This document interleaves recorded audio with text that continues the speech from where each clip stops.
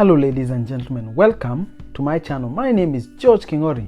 I'm your online finance guy who speaks about all things finance, how you can be able to save, invest and grow in your financial affairs. And today I'm going to speak about don't quit.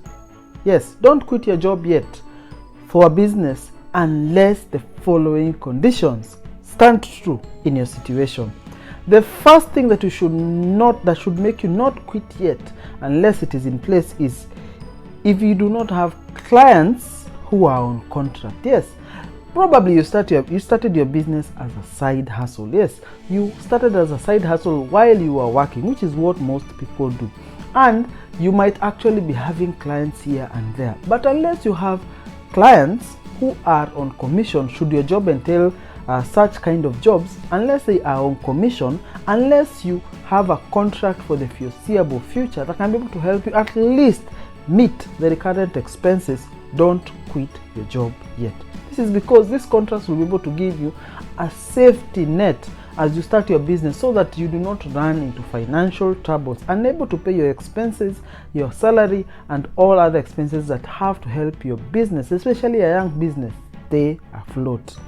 Of course, the other thing, if you do not have a solid business strategy that has proved to work as you enter into business, yes, this is not the time for trial and error, especially if you have already quitted your job and you no longer have any other source of income. Ensure that your business strategy is solid, is efficient and is helping you get the actual results. The time for trial and error is when it was still a side hustle and you were only putting some minimal hours towards these jobs. But otherwise, when you are quitting, it should be a solid business strategy that works for you and your business. Of course, the other thing is that your business is making more money for you than your actual employment. Yes, you should be able to get to a point where the money that you are receiving, that you are saying is part of your pay,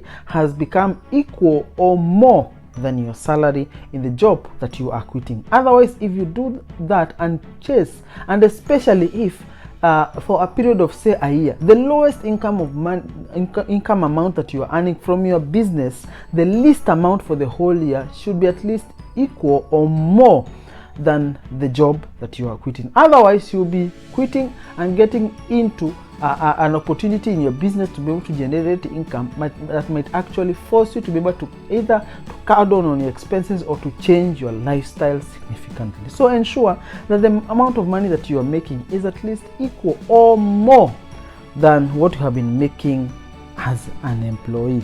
Of course, the other thing that you need to ensure is that your cash reserves are available. Yes, you should have cash reserves in your business to be able to help you pay for expenses as and when they actually lay due.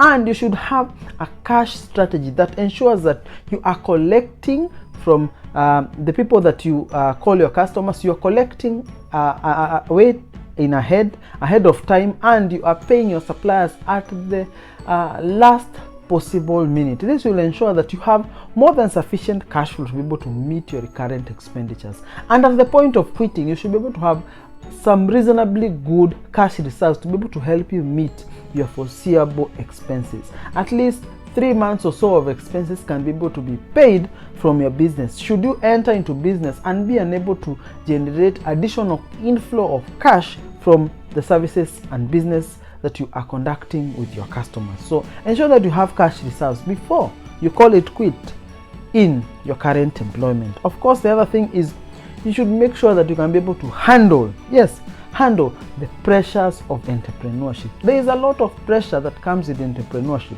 Of course, the funny statement that most people will not tell you, or some might even tell you, is you might be quitting your 9-to-5 job because you feel that if you are self-employed, you could work less hours. But I am here to tell you, when you are self-employed, the rigors of entrepreneurship will keep you up even in the middle of the night. It will no longer be a 9-to-5, and you might find that you're spending more time beyond even what you are spending while you are being employed. It might end up being an everyday, all the time job. And some of the entrepreneurs that I have talked to actually burn out, and some of them actually have to work a lot more and end up using a lot more time. So if you are not ready for the rigors of an entrepreneurship, maybe it should remain just as a side hustle.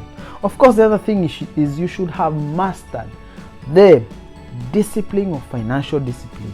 Yes, if you do not have the discipline of financial prudence with you, then you're bound to fail, because your misgivings on financial mismanagement in your personal finances will spill over to your business. Yes, if you mismanage money on a personal capacity, then you are bound to mismanage finances in your business. So unless you have learned the art of being financially prudent in your business, do not enter into business as the only source of income. Stay employed, because you are guaranteed a monthly income that can be able to take care of you even when you have spent your money unwisely. But when you do funny or lackluster spending of your expenses and doing funny financial transactions, they are going to affect your business, and you will not be able to generate income to pay your expenses, to be able to invest additional income money towards additional future income,